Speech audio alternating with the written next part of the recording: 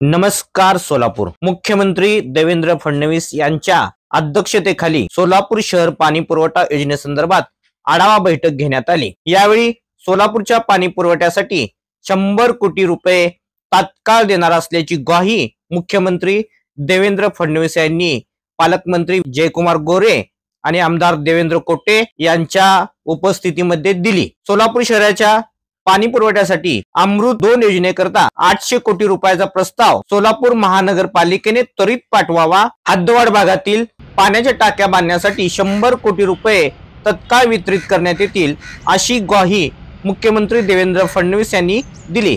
आमदार देवेंद्र कोटे यांच्या उपस्थितीत शुक्रवारी सोलापूरच्या पाणी पुरवठ्याबाबत झालेल्या बैठकीत मुख्यमंत्री देवेंद्र फडणवीस यांनी अनेक महत्त्वाचे निर्णय घेतले, त्यापैकी हा एक निर्णय होता। आमदार देवेंद्र कोटे यांच्या पुढाकाराने झालेल्या या बैठकीमध्ये पालकमंत्री जयकुमार गोरे, आमदार देवेंद्र कोटे यांची प्रमुख उपस्थिती होती। सोलापूर शहराच्या पाणी पुरवठ्यासाठीच्या दुहेरी जलवाहिनीच्या कामाचा आढावा मुख्यमंत्री देवेंद्र फडणवीस यांनी घेतला।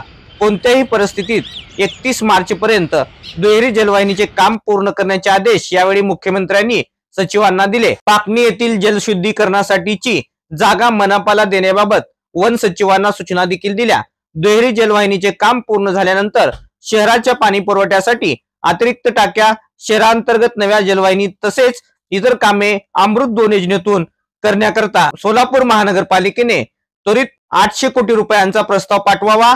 यातील शहराच्या हद्दवाढ भागातील पिण्याच्या टाक्या बांधण्यासाठी 100 कोटी रुपये सोलापूर महानगरपालिकेसाठी तत्काळ वितरित करण्यात येईल, तसेच उर्वरित निधीही देण्यात येईल, असे मुख्यमंत्री देवेंद्र फडणवीस यांनी या प्रसंगी सांगितले। देगाव येथे 350 कोटी रुपये खर्चून बीओटी तत्वावर नागपूरच्या धर्तीवर मल निस्सारण केंद्र बांधून तेथे टीटीपी प्लांट उभारून शुद्ध केलेले पाणी एनटीपीसी ला द्यावे आणि एनटीपीसी सध्या वापरत असलेले 80 MLD पाणी सोलापूरकरांना पिण्यासाठी वापरावे, असे मुख्यमंत्री देवेंद्र फडणवीस यांनी सांगितले। या बैठकीस मंत्रालयातील वरिष्ठ अधिकारी आसिम गुप्ता, श्री गोविंदराज, जिल्हाधिकारी कुमार आशीर्वाद, सोलापूर महानगरपालिकेचे आयुक्त डॉक्टर सचिन ओंबासे, स्मार्ट सिटीचे अधिकारी गोपीचंद कदम, सार्वजनिक आरोग्य अभियंता व्यंकटेश चौबे आदी उपस्थित होते।